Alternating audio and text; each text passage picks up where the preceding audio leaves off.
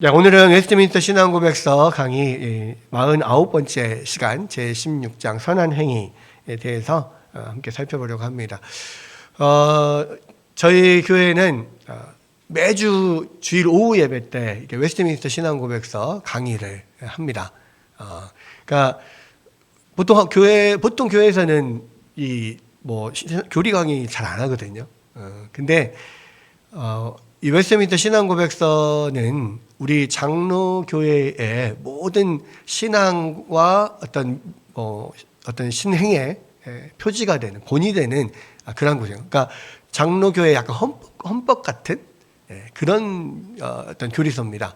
그래서 사실은 우리가 목사 안수를 받을 때나 또는 장로들 임직할 때나 항상 선서하는 게 있어요. 선서하는 게. 뭘 선서하냐? 웨스트민스터 신앙 고백서를 하나님의 말씀을 잘 요약한 것으로 믿고 따르겠습니다 라고 이렇게 선서를 해요. 근데요, 그렇게 선서를 해놓고 교회에서는 웨스트민스터 신앙 고백서를 안 가르쳐요. 아니 근데 배울 수가 없는데 어떻게 이 교리를 따르고 지키고 뭐 할 수가 있겠습니까? 그럼 말이 안 되는 거잖아요. 원래는 원래 장로교회에서는 칼빈 시대부터 항상 오전에는 이런 본문을 가지고 성경 강해를 했고요. 오후에는 항상 교리를 공부를 했습니다. 그러니까 칼빈부터 계속 교리를 가르쳤어요. 그리고 실제로 장로교 지금 개혁교회라고 하는 장로교단에서는 매주마다 52주, 그러니까 매번 52주마다 이 오후 예배 때는 항상 하이델베르그 교리 문답을 항상 가르치게 되어 있습니다. 그게 이제 계속 반복되는데 그럼에도 불구하고 계속 가르쳐요. 근데 왜 가르치냐? 성도들이 이 교리를 가지고 이 성경 전체의 어떤 신학적인 흐름을 딱 꿰고 있지 않으면 여러 이단들이 이렇게 와서 이렇게 유혹하거나 그럴 때 그냥 넘어가 버려요. 왜냐하면 교리라고 하는 것은 결국 성경 전체를 꿰뚫어주는 하나의 그런 뼈대 같은 거거든요. 근데 뼈대가 없이 우리는 다 그냥 뼈대 안 세우고 갖다 막 흙만 갖다 붙여가지고 덩치는 이렇게 큰데 뼈대가 없으니까 흐물흐물해. 그래서 이단들이 와서 한번 팍 치면은요 확 넘어가요. 왜 그러냐? 교리적인 뼈대가 없어서 그래요. 그러니까 성경은 이 교리적인 뼈대를 갖고 있지 않으면은요, 이 교리적인 뼈대를 가지고 성경을 해석하지 않으면 자기 마음대로 해석이 가능해요. 여기다 붙여도 되고 저기다 붙여도 됩니다. 그래서 이제 이 교리가 되게 중요하고요. 그래서 칼빈 이후로 모든 개혁교회에서는 주일 오후에는 항상 이 교리를 강의를 하게 돼 있어요. 그런데 지금 한국교회에서는 예전에는 여러분들 예전에 그 신앙생활 하실 때 소요리 문답 이런 거 공부하셨었죠. 네. 지금도 보니까 고신교단이라든지 몇몇 교단에서는 오후에 이렇게 교리 강좌를 하더라고요. 근데 지금 적어도 우리 합동교단에서는 오후에 이렇게 교리 강좌를 하는 그런 교단이 교회가 별로 없습니다. 근데 이제 저는 이게 좀 필요하다는 생각을 갖고 지금 매주 주일마다 웨스트민스터 신앙고백서를 쭉 지금 해왔어요. 그러니까 오늘이 49번째 시간입니다. 물론 빠질 때도 있지만 여러 가지 사정 때문에 빠질 때도 있지만 쭉 해오고 있고요. 그래서 이제 16장까지 왔어요. 네, 웨스트민스터 신앙고백서는 33장까지 있거든요. 그러니까 절반 정도 지금 사실은 온 겁니다.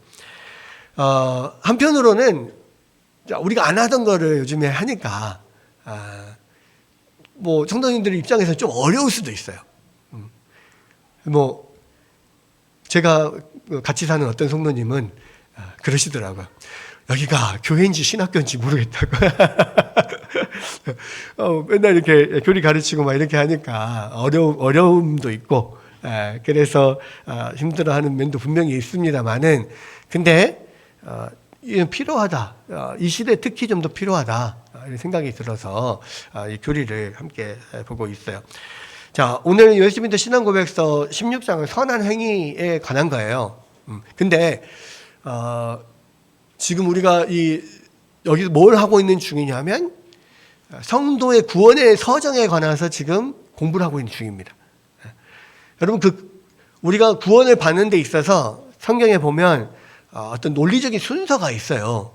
어떻게 한 영혼이 구원을 받게 되냐라고 했을 때 성경에 나오는 여러 가지 그런 이야기들을 교리로 쭉 이렇게 연결을 해서 보면 9가지 구원의 서정이 나옵니다. 그러니까 9가지 구원의 과정이 나와요. 근데 여러분, 처음에 우리가 구원받을 백성들이 처음에 선택될 때가 언제예요? 우리가 언제 선택을 받습니까? 태초에 선택을 받아요. 그러니까 하나님이 우리 영혼을 구원받을 백성들을요, 태초부터 선택을 합니다. 예정을 하셔요. 근데 태초에 예정을 하셨다가 아직 태어나지도 않을 때잖아요. 근데 모든 구원받을 성도들은 하나님께서 미리 태초부터 선택을 해 놓으셔요. 그래가지고 그 다음에 우리가 딱 태어나야 될 그 시점에 태어나잖아요. 이 땅에 태어나가지고 어떤 사람은 태어나면서부터 교회를 다닌 사람이 있을 것이고, 어떤 사람은 중간에 어떤 계기가 됐든지, 뭐 친구가 전도를 했든지, 가족이 전도를 했든지, 누가 전도를 했든지, 하여간 우리가 전도를 받고 교회를 오게 되는 게 있잖아요. 그것을 우리는 소명이라고 합니다. 소명. 부르심. 하나님이 우리를 부르시는 거예요. 근데 이거 에어컨 좀 꺼주세요. 추우시죠? 네. 하나님이 태초에 선택하시는 사람들을 하나님의 때에, 적당한 때에 부르셔요. 그것을 우리는 소명, 부르심이라고 합니다. 뭘 어떻게 부르냐? 복음으로 불러요. 그래서 누구든지 가서 우리가 전도를 하거나 친구를 통해서나 하여간 교회를 다녀라 이렇게 권유를 받거나, 그래서 처음 그 하나님의 부르심에 응해서 우리가 교회를 나오게 됩니다. 교회 나와서 하나님의 말씀을 듣게 되죠. 근데 여러분, 교회 처음 나왔을 때, 여러분 여기서 보시면 우리 원사님들이 나는 못된 신앙이다 무슨 들어 보십시오. 나는 못된 신앙이다. 그러면 묘하게 이쪽은 못된 신앙이고 이쪽은 아니시고 그러시네. 예. 그러면 여기는 중간에 이제 예수님을 믿었다. 그런 거죠. 예, 맞아요. 그런데 못된 신앙이든 또 뭐 어느 인생 가운데서 어떤 때 하나님의 때에 부르심을 받았든 처음 딱 교회 나오자마자 예수님 믿어집니까? 하나님 안 믿어지죠. 예. 그러니까 믿어질 딱게 교회를 다니고 말씀을 듣다 보면 딱 그렇구나 믿어질 때가 있어요. 예. 그것을 우리는 유효 소명이라고 해요. 그러니까 그냥 처음에 외적인 부르심은 우리가 어떻게든 뭐 교회로 나오게 되고 처음으로 이제 복음을 듣게 되는 때를 말해요. 근데 그렇게 해서 복음을 듣고 내 마음 가운데 그렇구나. 하나님이 정말 우리 이 세상을 만드셨고 나를 만드셨구나. 하나님이 나를 위해서 그 아들을 보내셔서 십자가에서 구원을 이루게 하셨구나. 이런 걸 믿어질 때가 있는데 그것을 유효한 소명이라고 합니다. 그런데 이제 그 유효 소명이 일어나면 동시에 우리 안에 뭐가 일어나냐면 중생이라고 하는 과정이 일어나요. 중생은 뭐냐? 거듭남이거든요. 거듭남은 우리의 죽었던 영혼이 깨어나고 살아나는 거예요. 그러니까 이제 이 유효 소명과 중생이 겹치는 부분이 있어요. 그 전에는 거듭나지 못하면요, 이 중생하지 못하면 그 전에는 하나님 어디 있대? 하나님 몰라, 그런 거 없는 거야라고 생각을 해요. 근데 계속해서 이제 말씀을 계속 듣다 보면 그렇구나 믿음이 생겨요. 하나님이 진짜 계시구나. 하나님이 이 세상을 만드셨구나. 이런 것들이 깨달아지는 때가 이제 중생을 했다라고 우리가 봅니다. 그러니까 죽어있던 영혼이 살아난다고 하거든요. 중생은 죽어있던 영혼이 살아난다. 그래서 그 전에는 우리가 육체적으로는 살아있지만 영적으로는 죽어 있었던 거예요. 그래서 하나님에 대해서는 전혀 죽은 사람처럼 아예 몰랐어요. 근데 이제 그게 믿어지지도 않았고, 근데 이제 딱 번쩍 뜨이는 하나님이란 분이 계셨구나. 이걸 딱 영적인 눈이 떴다고 하죠. 예. 그래서 날 때부터 소경인 사람이 예수님 만나서 눈을 번쩍 떴을 때처럼, 그것을 우리는 중생이라고 합니다. 그렇게 중생한 사람들, 이제 하나님에 대해서 또 인식하기 시작을 한 거예요. 그래도 그때까지는 완전히 내가 믿음 안에 들어왔다고 말하기가 어려워요. 중생 다음에 계속해서 말씀이 우리 안에 들어오고 그 말씀에 계속 성령이 역사하잖아요. 그러면 우리 안에 두 가지 반응이 일어납니다. 하나는 믿음, 그리고 하나는 회개. 믿음과 회개. 이 믿음과 회개가 정말로 우리 안에서 일어나야만 진짜 내가 믿음 안에 들어왔다라고 할 수 있는 거예요. 믿음은 진짜 하나님의 말씀이 믿어지고 예수님이 나의 구주가 되시고 하나님이 이 세상의 창조주라는 이런 사실들이 성경에 나오는 여러 가지 그런 구원의 내용들이 내가 믿어지는 거예요. 그리고 그렇게 지적으로 동의할 뿐만 아니라 감정적으로도 그것이 받아들여져요.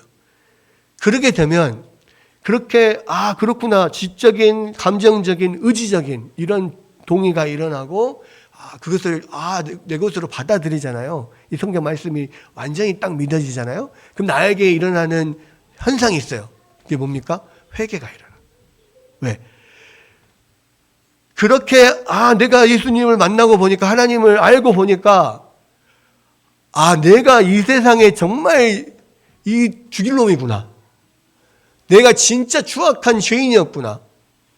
이거를 깨닫게 되는 거예요. 그것이 사실 큰 차이가 있습니다. 여러분, 여기 보면 기도원 전도대를 많이 하셨던 분들도 많이 계시잖아요. 가서 복음도 전해보잖아요. 아니면 우리의 가족들, 친구들한테 이 복음을 전하고 그럴 때 안 믿는 사람이 제일 받아들이기 힘든 게 뭔지 아세요? 안 믿는 사람이 제일 받아들이기 힘든 거. 자기가 죄인이라는 거 받아들이고. 당신은 죄인입니다. 그러면 뭔 내가 죄인이요? 나는 지금까지 10원 한 장 도둑질 해본 사람 현 적 없고, 거짓말을 조금 했을 수도 있지만 아주 큰 거짓말은 안 했고, 내가 나쁜 짓 해서 감옥 간 적 없고, 내가 하다못해 신호위반도 한번 안 해본 사람이야. 이렇게 할 수 있어요. 근데 여러분, 그거를 안 했다라고 해서 내가 추악한 죄인이 아닌 건 아니에요. 왜냐하면 하나님 앞에서 우리를 보잖아요. 하나님 앞에서. 여러분,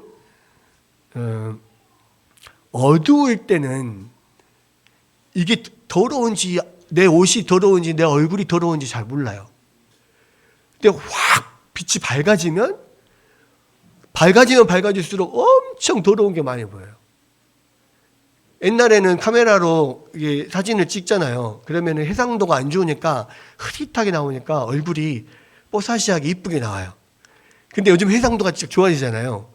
너무 카메라가 선명하게 잡아버리니까 얼굴에 김이 이런 주름 다 보이니까 오히려 해상도가 좋을수록 더 내가 못나 보이는 거예요.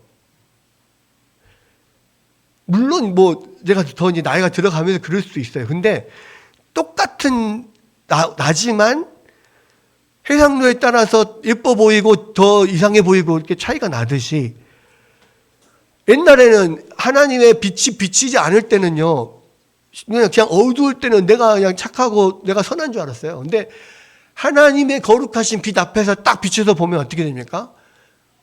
정말 내가 추하고 더러운 죄인이구나. 이거를 깨닫게 됩니다. 그리고 그동안에 내가 하나님을 믿지 않았을 때, 하나님이 어디 있냐?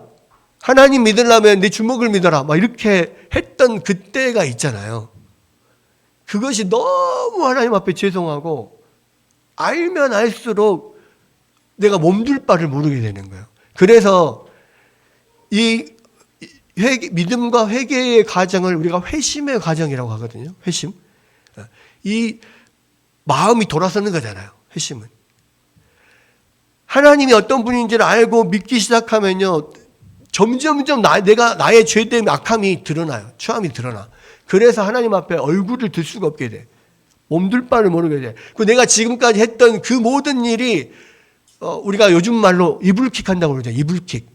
이불을 뒤집어 쓰고 발로 빡 차면서 내가 왜 그랬을꼬 막 그런 거를 후회하는 것처럼 지금까지 나의 삶이 하나님 앞에서 너무 이게 몸둘 바를 모르게 돼요. 그래서 하나님 앞에 나의 이 죄됨을, 죄인됨을, 죄송함 때문에 울면서 회개하고 기도하고 하나님 용서해 주십시오. 나를 당신의 자녀 삼아 주시니 감사합니다 하면서 자기의 모든 죄악들을 막 회개하게 돼요. 근데 그렇게 해서 마음이 완전히 하나님 앞에 낮아지고 이렇게 회개하는 회심의 그런 과정이 있으면 어떻게 되냐? 이제는 완전히 예전의 삶과는 다른 삶을 살게 돼요. 그러니까 새로운 피조물이 된다고 하잖아요. 보라, 이전 것은 지나갔으니 새 것이 되었도다 하잖아요. 그렇게 완전히 변해요. 왜? 내 마음이 이제 하나님 앞에 너무 낮아져 버렸거든. 근데요, 여러분, 이 회심의 과정이 굉장히 중요합니다. 우리의 신앙생활 가운데 정말 하나님 앞에 그렇게 나의 낮아짐을 고백하면서 정말 내가 죽일 놈입니다. 나는 추악한 죄인입니다. 이렇게 정말 하나님 앞에 울면서 회개해 본 적이 없으신 분들은요, 아무리 교회를 다녀도 하나님 앞에서 정말 겸손해지지 않아요. 왜냐하면 정말 예전에는요, 제가 이런 과정들을 겪기 전에는 제일 찬송가 중에서 이해가 안 되는 찬송가가 뭐였냐면, 웬 말인가 날 위하여 주 못 박히셨나, 거기에 보면 이 벌레 같은 날 위해 주해 받으셨나, 이게 나오잖아요. 근데 이게 이해가 안 갔어요. 아니, 내가 왜 벌레 같대? 하필이면 비교를 해도 왜 벌레에다 비교를 해? 이게 되게 이해가 안 갔어요. 근데요, 진짜 하나님 앞에서, 하나님의 영광 앞에서 나의 추함을 경험하잖아요. 진짜 내가 벌레같이 느껴져요. 근데 여러분 생각해 보십시오. 하나님과 나의 그 격차는요, 나와 벌레의 격차와는 또 비교도 할 수가 없어요. 왜? 적어도 나와 벌레는 똑같은 피조물이거든. 그럼 내가 이 벌레에게 느끼는 그 격차와 하나님이 우리를 보는 격차는요, 어마어마하게 달라요. 그게 우리의 입장에서는 이 벌레 같은 나지만, 근데 그 벌레만 또 못한 거예요, 사실은. 하나님 앞에서는 우리가. 그리고 우리가 아무리 의롭다고 하고 의로운 척하고 나는 죄가 없다고 해도요, 거룩하신 하나님 앞에서는 우리는 그냥 죽일 죄인인 거예요. 아주 더럽고 추악한 냄새나고 가까이 하기 싫은 그런 죄인들인 거예요. 지금 현재도 마찬가지예요. 그런데 하나님이 우리를 하나님의 자녀로 삼으시고 우리를 구원하여 하나님 자녀로 삼으시기 위해서 이 벌레 같은 나를 위하여서 당신의 아들을 죽이시고 우리를 하나님의 자녀로 양자로 삼았단 말이에요. 이게 얼마나 놀라운 일이냐고요. 그러니까 여러분, 이 회심의 과정이 우리 안에 있으면요, 사람이 그냥 몸둘 바를 모르게 돼요. 여러분, 그래서요, 우리가 신앙생활 하다가 그렇게 하나님 앞에 진짜 납작하게 엎드려지면 하나님 앞에서도 내가 머리를 들 수 없고요, 다른 사람들 앞에서도 내가 말을 한마디를 하기도 어렵고 머리 들기도 어려워요. 왜? 내가 뭔데? 내가 뭐라고 하나님 앞에서 다른 사람들을 손가락질하고 잘했네 잘못했네 하고 목소리를 높이고 그렇게 할 수가 없어요. 일단 하나님 앞에, 내가 어디에 있든지 하나님이 나를 보고 계시잖아요. 내가 어디에 있든지 하나님 앞에 서 있는데 그 하나님 앞에서 내가 어디 혈기를 부릴 수가 있어요? 안 돼요. 안 되는 거예요. 근데 요즘 우리 많은 신앙생활 하다 보면은요, 막 혈기를 부릴 때가 있어요. 이거는 잘못됐네. 이것은 이렇게 해야 되는데 막 그렇게 해야 될 때가 있어요. 왜 그러냐면 내가 하나님 앞에 벌레처럼 낮아지지 않았기 때문에 그래요. 사람이 한번 그렇게 그 경험을 하면 우리가 정말 하나님 앞에서 뿐만 아니라 사람 앞에서도 그냥 겸비하게 돼 있어요. 근데요, 참 희한한 게요. 그렇게 해서 딱 그 마음을 하나님 앞에 완전히 돌리고, 그래서 이제 그동안에 내가 살았던 그런 생각들, 마음, 그 어떤 삶의 태도 이런 것들 다 버리고 하나님 앞에 딱 돌아섰잖아요. 근데 그 길만 보고 이제 막 달려가야지 열심히 달려갑니다. 근데 사람이 마음이 계속 꾸준히 유지가 되던가요? 안 되던가요? 잘 안 되죠. 또 어느새 보면 내가 막 이렇게 올라와 있어. 그럴 때 어떻게 해야 돼요? 나를 쳐서 주님 앞에 복종시켜야 된다 그랬잖아요. 성경에서. 왜? 다시 그 주님 앞에 엎드려야 돼요. 나는 하나님 앞에 정말 벌레만 또 못한 사람이라는 것을 다시 한번 깨닫고, 내가 무엇이 간데 자꾸 나의 목소리를 높이려고 할까? 나의 주장을 관철시키려고 할까? 하나님 앞에 또 하나님 죄송합니다. 잘못했습니다. 내가 또 이러고 있네요. 그렇게 또 회개하고. 그래서 우리는 결정적으로 우리 인생에서 구원의 과정에서 하나님 앞에 그렇게 회개와 믿음으로 한번 완전히 크게 돌아설 때가 있어요. 그때가 반드시 있어야 돼요. 우리 생각 어떤 인생 중에. 근데 그렇게 돌아서고 나서도 계속해서 반복적인 회개가 필요해요. 왜? 우리가 계속 속에서 우리의 그런 악함이, 교만함들이 계속 일어나거든요. 결국은 다시 회개하고 다시 주님을 붙잡고 회개하고 다시 주님을 붙잡고 계속 주의 말씀 붙들고 순종하면서 나아가는 그런 과정들이 필요하다는 거예요. 그것을 우리는 성화라고 하면 성화. 성화는 뭐냐면 거룩하게 되는 거거든요. 근데 거룩하게 될 때 결국 그 성화의 내용은 뭐냐면 다시 말씀을 붙잡고 믿고 회개하고 다시 붙잡고 이것을 계속해서 반복해서 나가는 게 성화의 과정이고, 그 성화의 과정을 도와주는 것이 하나님의 말씀. 또 우리가 어쩔 때 갑자기 또 하나님 앞에 엎드리게 되냐면 외부에서 어떤 시험을 받을 때. 그래서 외부의 시련과 하나님의 말씀이 나를 성화시키는 거예요. 그래서 끊임없이 우리는 신앙생활 하면서요, 하나님의 말씀으로 계속 나 자신을 맞아야 돼요. 그래서 여러분 그 예배 시간에 교회에 나오잖아요. 예배 시간에 자꾸 말씀으로 두드려 맞아야 돼요. 근데 여러분 요즘에 예배 시간에 이 설교 들을 때 은혜 받았다라고 하는 것은 말씀으로 나를 두드려 팰 때 은혜 받았다 합니까? 아니면 감동 주고 이렇게 즐거움을 주고 하하 웃기도 하고 짠 감동하기도 하고 그런 것을 우리는 은혜 받았다고 합니까? 감동받고 즐겁고 웃고 이럴 때 우리가 은혜 받았다고 많이 그래요. 근데 실제로 은혜는요, 말씀으로 두드려 맞을 때 은혜가 있는 거예요. 왜냐? 감동받고 즐거워하는 것은요, 그거 가지고는요 사람이 안 변하거든요.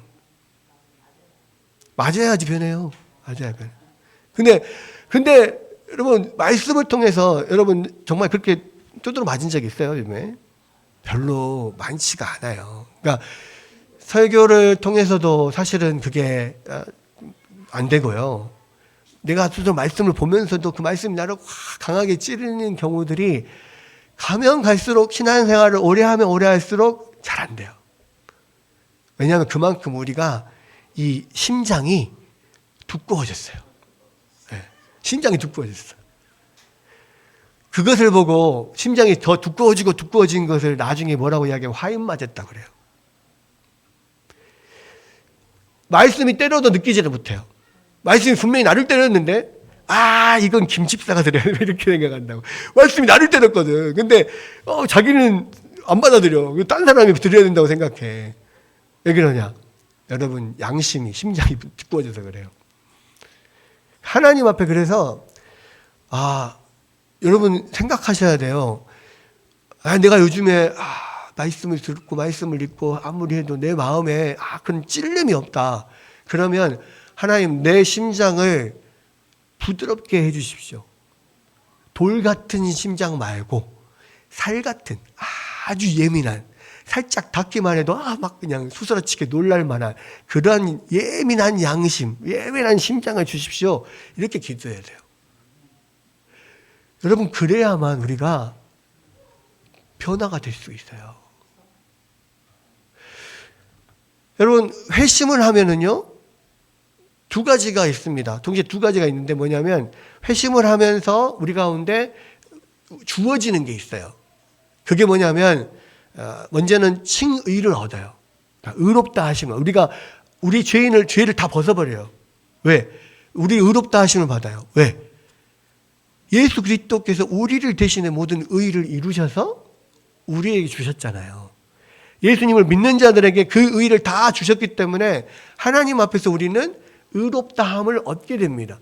나 자신은 아무리 봐도 의로운 사람 아니에요. 근데 예수님이 그런 의의 옷을 만드셔서 나에게 입히시기 때문에 하나님 앞에 의인으로 받아들입니다. 그것을 칭의라고 해요. 두 번째 자동으로 되는 게 뭐냐면 양자됨. 하나님의 자녀가 돼요. 회심의 과정을 겪은 사람만이 하나님의 자녀가 돼. 우리는 잘못 알고 있는 게 뭐냐면 그냥 밖에서 예를 들어 전도할 때, 사형리로 전도할 때, 간단한 복음 짧게 읽어주고, 이 내용, 이것을 믿으십니까? 그러면 따라서 기도하십시다. 해가지고 같이 기도하고, 영접 기도하고 나면, 당신은 이제 구원받았습니다. 이제 당신은 하나님의 자녀입니다. 이렇게 이야기를 하거든요. 근데 그거는 사실 잘못된 거예요. 왜냐면, 이거는 진정한 회심이 없으면 하나님의 자녀가 될 수 없거든요. 그냥 내 입술로 고백한다고 해서 하나님의 자녀가 되는 게 아니에요. 말로 못합니까? 말로는 뭐든지 다 할 수 있죠. 근데 진짜로 내 마음에 이 회심의 과정이 없으면요 하나님의 자녀가 될 수도 없고 칭의를 얻을 수도 없고 양자도 못 돼요. 그러니까 어쩌면 지금 우리의 신앙생활에서 제일 중요한 게 뭐냐면 이 회심의 과정이 나에게 있었냐 없었냐 이게 되게 중요해요. 그리고 이 회심의 과정에 있는 사람들은 반드시 before, after가 전과 후가 확실히 바뀝니다. 다시 한번 자기를 돌아봐야 돼요. 이 회심의 과정이 정말 내가 변화된 그 과정이 있는가? 나의 생각이 완전히 바뀌고 나의 삶이 완전히 바뀐 그런 때가 있는가? 없으면 다시 하나님 앞에 엎드려야 돼요. 그리고 이렇게 회심의 과정을 겪은 사람만이 이 칭의를 받고 양자됨을 얻습니다. 하나님 자녀가 돼요. 그리고 나서 성화의 과정을 계속 걸어가는 거예요. 그러니까 자동으로 되는 게 있고 그 다음에는 내가 그 성화의 과정을 계속 걸어가야 되는 면이 있어요. 그래서요 성경에서는 뭐라고 이야기하냐면 그러니까 사도 바울이 그렇게 이야기해요. 내가 너희에게 있을 때뿐만 아니라 너희 가운데 없을 때에도 열심히 이 구원의 길을 걸어가라. 이 성화의 길을 걸어가라. 이렇게 이야기를 합니다. 여러분 그래서 정말 회심한 그런 사람들은요. 계속 그 성화의 길을 걸어가요. 아까 성화의 길은 뭐와 뭐로 된다고요? 네. 어떤 과정? 계속 회개하고 믿고 회개하고 믿고 그런 과정으로 되는데 그것에 도움을 주는 게 외부적인 시련과 그다음에 하나님의 말씀이 계속 내가 회개하고 믿고 회개하고 믿고 계속 예수님 붙잡고 나아가도록 그렇게 도와준단 말이에요. 그래서 하나님 앞에 우리의 겸비함을 계속 유지하게 해요. 그리고 하나님만 붙잡게 돼요. 가면 갈수록. 그래서 그러한 사람들은 계속 하나님 앞에 겸비함 가운데 있는 사람들은 우리의 삶에서 하나님 보시기에 기뻐하시는 많은 선한 열매들이 맺혀져요. 그것이 지금 하고 있는 16장의 선한 행위예요. 그러니까 이 선한 행위는 선한 행위를 통하여서 구원을 얻는다는 게 아니고, 그렇게 이 성화의 길을 걸어가는 사람들, 하나님 앞에 완전히 회개하고 회심을 걷고 성화의 길을 걸어가는 사람들에게 나타나는 열매라는 거예요. 열매. 그래서 우리가 진짜로 하나님 앞에 회심했냐, 진짜로 내가 하나님의 자녀냐, 내가 진짜 예수 믿는 사람이냐, 이것을 나타내는 증거가 뭐냐면 이 선한 행위예요. 근데 여러분들, 여러분의 입술에서 선한 말이 안 나오고 험한 말이 나온다. 계속 자꾸 나의 어떤 혈기가 막 자꾸 밖으로 나온다. 나의 행실이 하나님이 기뻐하시는 행동을 하지 않고 자꾸 하나님이 기뻐하지 않으시는 행동을 하고 있다. 세상 사람들이 볼 때 덕스러운 그런 행동이 아니라 세상 사람들이 볼 때 아이고 믿는 사람들이 더해 라고 하는 그런 행동이 내 삶에서 막 나온다. 그러면 그게 뭔 뜻이다? 하나님 자녀가 아니라는 뜻이야. 그 사람은 진정한 구원의 길을 가고 있지 않은 사람이라는 그냥 드러나는 열매예요. 예수님이 열매를 보고 나무를 알 수 있다고 그랬잖아요. 어떤 나무가 있어요. 자기는 평생을 자기가 사과나무인 줄 알았어. 나는 사과나무야. A급 사과나무야. 막 그렇게 생각했어요. 근데 어느 날 딱 때가 돼서 열매를 맺었는데 감이 열렸어. 그러면 그 나무가 감나무입니까? 사과나무입니까? 감나무예요. 자기가 잘못 알고 있었던 거예요. 마찬가지입니다. 선한 열매가 안 열려. 나는 하나님의 자녀야, 하나님 자녀야. 그렇게 알고 있었어요. 당신은 내가 봤을 때 하나님 자녀 아닌 것 같습니다. 아이고, 무슨 말입니까? 당신이 왜 나의 구원 확신을 흔들어요? 나는 누가 뭐래도 하나님 자녀예요. 난 예수님 믿으니까. 막 그러고 막 자신에 차 있어요. 근데 열매를 딱 맺었는데 악한 열매를 맺네. 내 입술에서 악한 말이 나오고 나의 행동에서 사람들을 상처 주고 세상 사람들이 보기에도 교회 다니면 권사가 집사가 저런다냐 이런 소리를 듣네. 그러면 그 사람이 예수 믿는 사람이다, 안 믿는 사람이다? 안 믿는 사람이라는 거야. 감이 열리면 감나무지 사과나무입니까? 그 이야기를 하고 있는 거예요. 그게 이제 성화의 길을 가면서, 이 성화의 길은요, 다른 과정들은 사실은 금방 팍팍 끝나는 과정이에요. 아니면 회심의 과정도 사실은 좀 길긴 길어요. 진정한 회심에 이르기까지는. 근데 성화의 과정은 그렇게 회심하고 하나님의 자녀가 돼가지고 마지막 예수님 오실 때까지 계속 걸어가야 되는 거예요. 점점 예수님을 닮아가는 과정이에요. 그래서 성화의 마지막은 영화거든요. 영화가 뭐냐면 예수님처럼 딱 되는 거예요. 그리고 그 성화와 영화 사이에 견인이라고 하는 과정이 있는데, 이 견인은 우리의 입장에서는 계속 참고 견디면서 그 믿음의 길을 가는 것이고, 하나님은 그런 택한 하나님의 자녀들이 한 사람도 그 믿음에서 떨어지지 않게 굳건하게 붙들어주는 것이 견인이에요. 그래서 우리는 이 성화의 길을 가면서 이 견인을 통하여서 영화에 이르게 되거든요. 근데 여기서 여러분 생각을 해보십시오. 어떤 사람은 그래요. 성화의 길을 걸어가지 않아 지금. 예수님을 믿는데 내가 하나님의 말씀을 사모하고 말씀에 따라서 계속 나 자신을 돌아보고 말씀을 가지고 나를 쳐서 주님 앞에 복종하고 다시 회개하고 예수님 다시 믿고 다시 붙잡고 의지하고 막 이런 과정이 없이 그냥 교회 다녀 그냥 교회 다니고 예배 드리고 교회는 안 빠지지만 그렇다고 해서 내가 신앙에 진보가 있는 것 같지도 않고 나의 삶에 열매가 맺는 것 같지도 않아요. 근데 그 마음 가운데 어떤 생각이 있냐면 그래도 하나님의 때가 되면은 좀 이렇게 평상할 때가 있겠지? 뭐 이러다가 예수님 오시면은 짠 변화해서 이 예수님처럼 변화해서 천국으로 쏙 들어갈 수 있겠지? 이렇게 생각을 해요. 근데 여러분, 자, 이 생각을 해봅시다. 예를 들어서 제 딸이 지금 고3인데 고3 1년 동안 열심히 공부를 해요. 나의 목표는 서울대 가는 거. 딱 목표를 딱 정했어요. 그 막 책상에다가 막 써붙여놨어. 나는 서울대생이다. 나는 반드시 서울대 간다. 내년 2026년 나는 서울대에 있을 거다. 막 이렇게 써놓고 막 열심히 막 공부를 한다고 막 해요.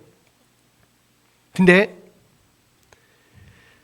공부를 막 하는데 이제 중간중간에 나의 실력을 테스트하는 시험이 있습니다. 3월 모의고사, 6월 모의고사, 9월 모의고사, 그 다음에 11월 달에 수능을 봐요. 근데 여러분, 3월 모의고사에도 서울대 가려면 1등급 나와야 되거든요. 지금 1등급부터 9등급까지 있습니다. 내가 서울대 가려고 이렇게 목표를 딱 정했습니다. 열심히 공부했어요. 3월 딱 모의고사 딱 봤어요. 9등급 나왔어. 더 열심히 해야지. 6월 달 모의고사를 딱 봤어요. 9등급 나왔어. 그래도 열심히 하면은 11월 달 모의고사에 1등 나올 수 있을 거야. 9월 모의고사 딱 시험을 봤어요. 9등급 나왔어. 그럼 여러분, 11월 수능에 이 사람이 1등급을 받을 수 있을까요? 없을까요? 거의 100이면 한 99는 1등급 못 받죠. 아니, 이렇게 9월 모의고사에서 한 3등급이라도 나왔으면, 네, 내가 9등급에 있다가 열심히 공부해서 한 3등급까지 나왔으면, 그래도 지금 그 수능 때 1등급을 기대해 볼 수 있잖아요. 근데 수능 직전까지 9등급인데, 됩니까? 안 돼요. 거의 100% 안 됩니다. 똑같아요. 여러분, 우리가 천국 들어갈 때요, 마지막 우리의 모습은 뭐냐면요, 천국 들어갈 때 우리 모습은 서울대 들어가는 것보다 더 어려워요. 왜? 예수님 같이 되니까요. 우리의 인격이 예수님 같이 되어야만 천국에 들어갈 수 있다고요. 근데 평생을 그렇게 하나도 우리 안에서 선한 열매도 맺지 않고 또 변화도 없고 그냥 그대로 그냥 교회만 왔다 갔다 하고 있으면 여러분 나중에 예수님 딱 오시면 짠 변화돼가지고 그렇게 천국에 들어갈 수 있을까요? 없을까요? 없어요. 그래서 우리는요, 우리의 신앙생활은 뭐냐면 계속해서 그 성화의 길을 가는 거예요. 계속해서 그래 진보해 나가야 돼요. 중간에 올라가다가 조금 멈춰 있을 수는 있습니다. 근데 떨어지면 안 돼요. 올라가야 돼, 계속. 여러분, 우리의 삶에서 지금 선한 행동이 안 보이고 변화된 모습이 없잖아요. 그러면 천국 가기 어려워요. 근데 여러분, 우리 권사님들에게 오셨는데 권사님들 인생은요, 지금 인생 전체를 놓고 보면요, 9월 모의고사 있어요. 그렇지 않아요? 11월 지금 수능 봐야 된다고요. 9월 모의고사 지금 보일 그런 때에 여러분들이 인생의 그런 기간에 있는 거예요. 그럼 어떻게 해야 되겠어요? 많은 분들이 어떻게 생각하냐면, 신앙생활은 젊었을 때 열심히 하는 거지. 예? 교회 봉사하고 뭐 이런 거, 이제 나이 들고 힘없어지면 못하는 거지. 이렇게 생각을 합니다. 그렇죠. 육체적으로 봉사하는 건 그래요. 그런데 우리의 신앙은 여러분 연세가 들어가면 들어갈수록 여러분 더 긴장하고 더 열심히 해야 돼요. 더 하나님 앞에 더 예수님을 이렇게 붙잡아야 되고요. 더 우리의 행실을 다시 봐야 되고요. 하나님 앞에 말씀 앞에 나를 쳐서 복종시켜야 돼요. 우리가 혈기를 부릴 게 아니고 주장할 게 아니고 여러분 하나님 앞에 그냥 엎드려서 더 겸비해져야 돼요. 그래야만 여러분들 지금 수능 준비하셔야 된다고. 우리 젊은 집사님들은 아직 중학생이에요. 인생에 보면. 아직 중학생이에요. 근데 여러분 지금 고3 고3 그것도 지금 9월 모의고사 앞에 와 있다니까요. 그러니까 많은 분들이 그래요. 제가 접해보는 많은 분들이 연세가 드시면 드실수록 뭐 젊었을 때 열심히 했으니까 좀 조금 더 그냥 힘도 없고 하니까 좀 조금 놓고 살자 이렇게 생각하시는 분이 있어요. 근데 아니에요, 여러분. 수능 준비하셔야 됩니다. 수능. 그리고 열심히 이 선한 열매들을 맺어가야 돼요. 그래서 지금 여러분이 제일 중요한 게 뭐냐? 다시 자신을 돌아봐야 돼요. 나의 신앙이, 나의 믿음이 진짜냐? 전도를 안 하셔도 돼요. 전도는, 그러니까 힘 있을 때 전도를 하는데, 문제는 자기 신앙을 돌아보라고. 내가 정말 이 구원의 길을 열심히 가고 있고, 나의 삶이 진짜 변화가 되어 있고, 내가 정말 하나님 앞에 겸비한 모습으로 계속 주님을 닮아가는 삶을 살고 있는지, 그걸 계속 봐야 돼요. 누구보다 더 많이 봐야 되는 분이 여러분들이에요.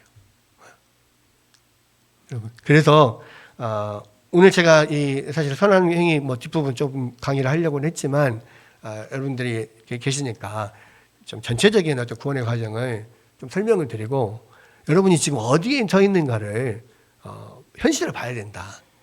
이 말씀을 좀 드리고 싶어요. 저는, 사실은 이런 구원의 과정에 대해서 관심이 많아요.